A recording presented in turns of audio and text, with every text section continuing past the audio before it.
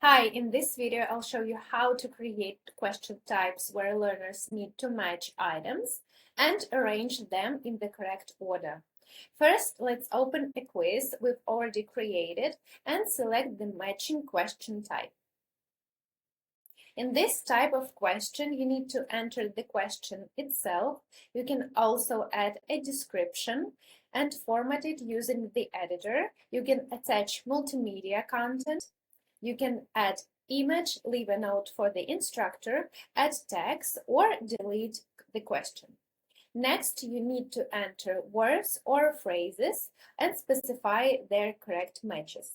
You can create multiple matching pairs within one question. Done. Now let's move on to the rearrangement question type. Here you can also enter the question text, and you can add a description, multimedia, and all the same settings we discussed in the previous question type. For this question, you need to place the words or phrases in the correct order right away. Additionally, you can add an image to each item if needed.